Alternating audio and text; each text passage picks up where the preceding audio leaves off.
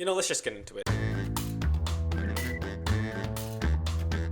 The goal of this video is to get you to understand the general layout of what you should plan to get within your free roam hour, what you don't need to worry about, and how you can modify this template to your heart's content. The two main deciding factors of this contest will boil down to setup and skill. Skill is something that I, or any other PvP enthusiast in the Discord, can best help you with through sparring, but the setup to even get you to a comfortable spot when that time comes can be brainstormed here and now. With any respectable Elden Ring build, you're going to need solid levels, equipment, and buffs. The trickier part is knowing where you should go to obtain these things in a reasonable time frame. They need to be close enough for you to access as soon as possible and justifiable to sink precious time into out of the 1 hour that you got. So, let's start with the easiest one.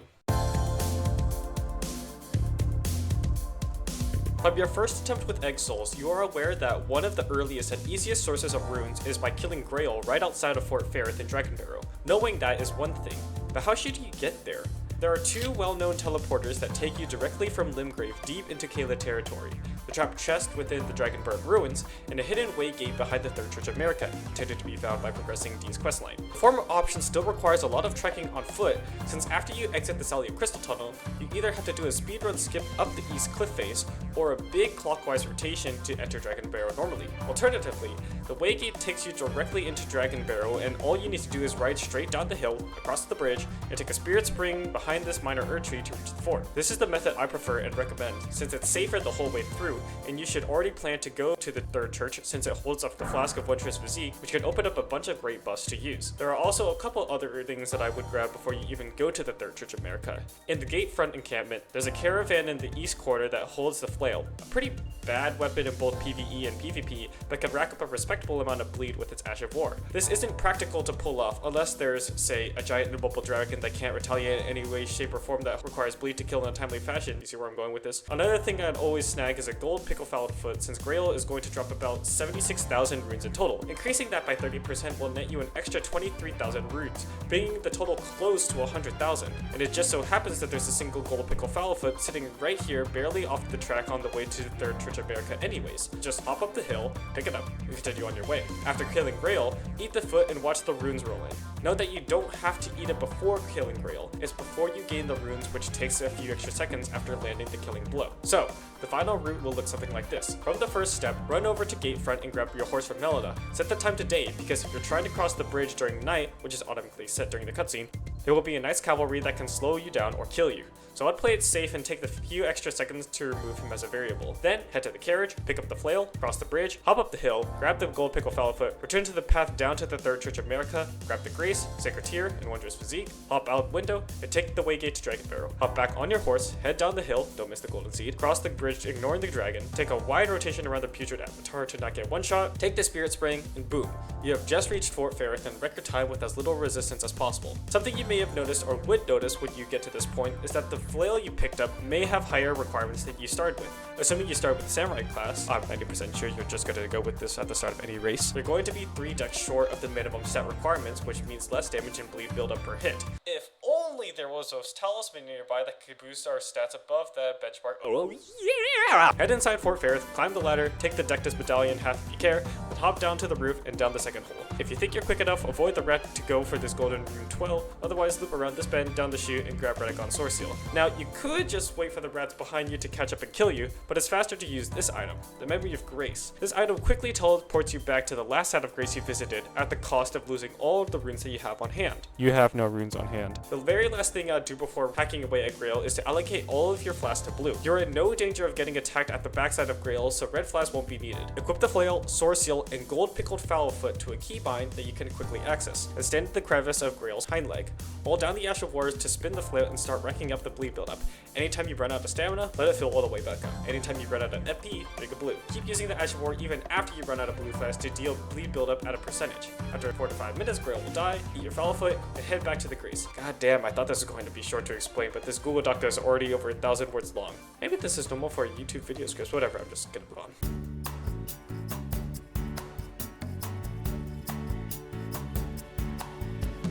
If you were able to do everything up until here at my pace, you should have done this in about 15 minutes. It's at this point you need to decide what equipment you want to obtain and upgrade. This means any weapons, armor, and buffs you'll use. I can't compile all the possible options you could go with in this video, as I don't know what you'd want to pick, but there is one factor that I could explain that will narrow your options. It is chicken. More accurately, it's somber weapons in general. It's commonly known that somber weapons are easier to upgrade since they only require one of each smithing stone opposed to the 12 for regular smithing weapons. This gets even better when we address a mainstay stop for all speedrunners, EG. EG sells sombers 1 through 4, which is an insane way to upgrade any somber weapon at the start of any save file. If we treat every somber stone to the equivalent weight of 2.5 smithing stones, that would require this many smithing stones for a smithing weapon to be at a plus 10. That is not possible to do in the same time it takes to walk over to EG. But Avery, don't you have to get all the way through Stormvale Castle and across all of Liurnia to get to EG? Nope. There's actually a shortcut off the northwest edge of Stormhill that allows you to skip all of Stormvale Castle. Then, there's a combination of 2 waygates that teleports you right to the ruins in front of EG. Timing myself from the beginning of the Stormhill shortcut until I reach EG, this took me approximately this long. Once you do get there, you'll need to fork over 15,000 runes to get each of these somber stones, plus however much it takes to upgrade your weapon 4 times. If you were able to grab the golden rune 12 back in Fort Ferrith, this should cover a good chunk of it. Otherwise, you're going to have saved some runes from the 100k that you got from Grail, or quickly kill a boss that drops around that much like Market. Again, I'm leaving it up to you which weapon you want that somber to be an upgrade. You could also skip all of this nonsense if you plan to obtain a pre-upgraded weapon from one of the starting areas, though your choices here will be limited. Killing Patches in the Murkwater Cave can have him drop his plus 7 spear, killing Edgar in Castle Morn has him drop plus 8 Banished Knight's Halberd, and killing Gotrek and talking to Rajier in the Round Table Hold nets you a plus 8 Rajier's Rapier. Any of these 3 options makes the remaining smithing stone hunt to get equally powerful weapons seem more obtainable. Do understand that it's reasonably doable to get a plus 6 Sombra weapon if you know how, and a plus 9 if you're fast enough. Even upgrading a Sombra to a plus 6 against a low-leveled opponent would be insanely strong, and, to me, goes against the spirit of this challenge where unoptimal build variety is encouraged. At the very least, it's completely overkill against someone like Exils or Darkrain. I don't even think Exils upgraded his weapons once. If you were going against someone that would potentially use these strategies against you and I knew you were fast enough to pull them off, then we could start talking. But for now, stick with getting over to EG with 15,000 runes left over to get the 4 Sombra stones you'll need to upgrade a Sombra weapon. So, editing note, I don't know why I didn't include this in the script, but I think it's important to mention that once you take the first TP at Liurnia, you'll need to jump down from the bridge like this to not die from fall damage. Okay, that's the most I want to get into weapons for now. You could probably get by with Exils and Darkrain at this point with this amount of levels and a plus 4 BHF, but for information's sake, let's keep going. Next up is armor. Strong armor sets only begin to pop up in the later half of the game or the DLC. Meta dominant ones focus on high poise and damage negation to give one as much bulk as possible and force smaller weapons into undesirable traits. Poison PvP is complicated. So we'll take the simple bands approach and just go with the biggest numbers we can get. The most convenient solution is by killing Bernal in Limgrave. You may recognize this NPC from his original location, Volcano Manor, and maybe Farah Missoula, but oddly enough, killing him in Limgrave isn't too challenging, especially with the plus 4 Sombra weapon. It nets you his entire armor set, the Beast Champion set. A very impressive armor set to have this early at the cost of it weighing a lot with such low endurance. So, the plus 5 endurance that you get from Radagon's Source Heal and every other level you invest into endurance will need to hold as many pieces of this armor set as you can get, plus the weight of your weapon and second talisman, which we'll get to soon. Alternatively, you can meet somewhere in the middle by using the Knight set, the one Exils used for the first race and can be bought from the Twin Maiden Husk and Round Table Hold by default. It's most notable for being one of the earliest options to reach 51 poise with the full set. A nice threshold to meet in PvE, but doesn't really mean shit in PvP. But if you're looking for something better than your starting gear and can't manage the full Beast Champion set, swapping out some parts for the Knight set is passable. Summary, bigger number is better, get as much of these 2 armor sets as you can without going into heavy load.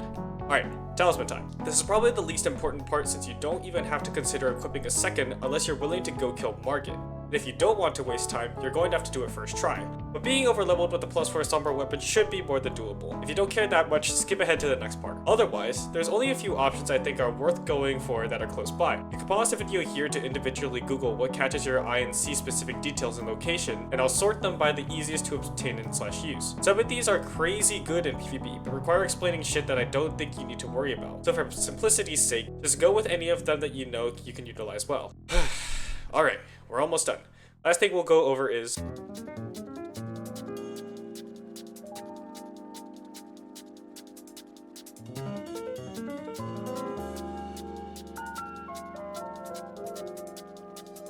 I deliberated on cutting this segment at the last minute since it seemed the least necessary, but I think there's just enough to talk about here that you could utilize. A buff's uptime should take priority over its potency since a buff that doesn't last long can be responded to with a passive playstyle until it runs out. So something that has a long duration or is refreshable should be sought after. You may think that limits you to spells that you may not have access to like Golden Vow, but everything that you see here has the potential to put in some good work for PvP. Let's start with these weapon buffs. Oh, and by the way, I'm going to be referring to these buffs by their categorical names, and if that confuses you, just know that you generally can only have one buff per category. If they are from different categories, then they can stack. Weapon buffs are conditional and will only be applicable to smithing weapons. We're not going to get into affinities because I didn't even tell you how you would do that within an hour, and the Bloodhound's Fang. I don't know why they let Bloodhound's Fang take weapon buffs, but you can do that. So if you're using any of these weapons, then you should either plan to pick up an incantation that can buff them or consumable greases. Most incantations and greases have a long animation that can be punished in the middle of combat, so you would only consistently get either of them off at the very start of a match or after a kill. Drawstring greases are a little different.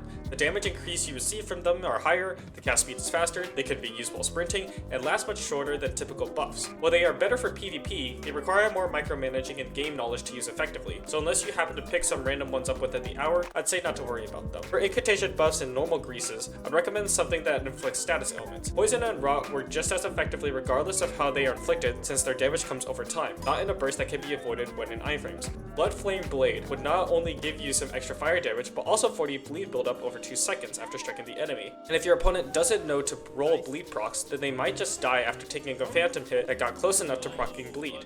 Out of these choices, one rot grease could be obtained from the Celia Crystal Tunnel that would work well on any weapon you can apply it to, and Blood Flame Blade would work best on any weapon that has innate bleed buildup like the BHF. So make sure if you go for the latter that you also have the stat requirements to cast it. Body buffs are next, and there are 2 choices here, Exalted Flesh or Bullet Prawn. Exalted Flesh increases the amount of physical damage you deal by 15% in PvP for 30 seconds, and you can pick up 2 in Limgrave. One's in this camp and the other is given to you by Alexander after you dislodge him from the ground. Bullet Prawn gives you 10% more physical damage negation in PvP and lasts for 60 seconds. These can be infinitely purchased from Balgar at the Bullet Prawn Shack. Can't go wrong with either of these, but I think I would prefer using Bullet Prawn since they have double the uptime and you could use more than 2 per match. For your Wondrous Physique, there are a few options to choose from, albeit each with their own caveats. The easiest crystal tiers to pick up are in the Mistwood right next to the Third Church, but aren't too helpful in a PvP sense. The minor Erdtrees in Liurnia aren't too helpful as they would take a good amount of time to reach for crystal tiers that would work for niche builds. And the Dragon Bear minor Erdtree that you ran past to get to Fort Fairth is scaled way higher than what you should be fighting. It's got less than 400 less HP than the one you would fight in Elfile.